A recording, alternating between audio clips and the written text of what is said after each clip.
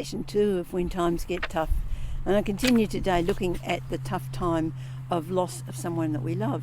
It doesn't actually have to be through death. I mean, Alzheimer's can take away the partner, your life partner, or a child may cut themselves off from the family, something like that. These are all griefs. Psalm 119, 71-2 says, "It was good for me to be afflicted, so that I might learn your decrees. The law from your mouth is more precious to me than thousands of pieces of silver and gold." So the writer sees that he's been through hard times, he's been afflicted, but he's learned from them, and he's learned how precious God's word is to him. Because tough times are learning times. They'll strengthen our faith in a way that nothing else can. When grieving for a loved one, we sometimes have the fear that if we move on, it's like dishonouring them. Psalm 147:3 says, "He heals the brokenhearted and binds up their wounds." And that's the promise of God, that he brings healing to our grief.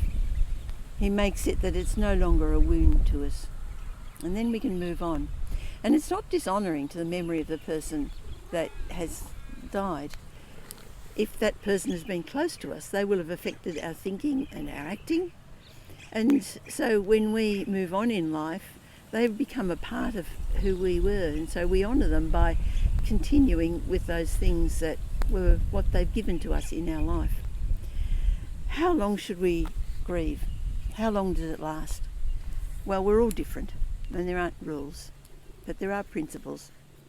Psalm 30, verse 5, "Weeping may remain for a night, but rejoicing comes in the morning." Now, obviously, he's not talking about a time span, not saying grief will just last overnight, but it's saying there will be a time when grief is over and the sun begins to shine again. But it's God's timing, and we need to be patient. Psalm 40, verses 1 and 3, "I waited patiently for the Lord. He turned to me and heard my cry.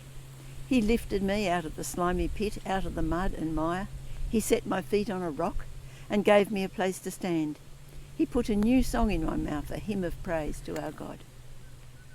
And then, of course, there's the well-known passage in Ecclesiastes 3, "A time to weep, a time to laugh, a time to mourn, and a time to dance." God will bring healing to our grief. We just need to trust in him, and we also need to wait for his time. And it is right to live a happy life after losing someone we love, because it's by God's grace that he heals and then enables us to move on.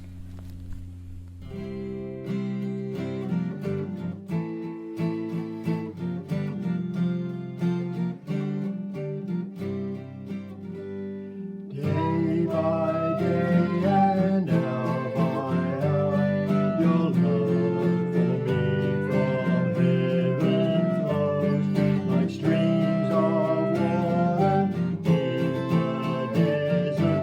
Living water flows. You walk beside me, gently guiding me through every storm, everlasting, never-changing grace and love divine.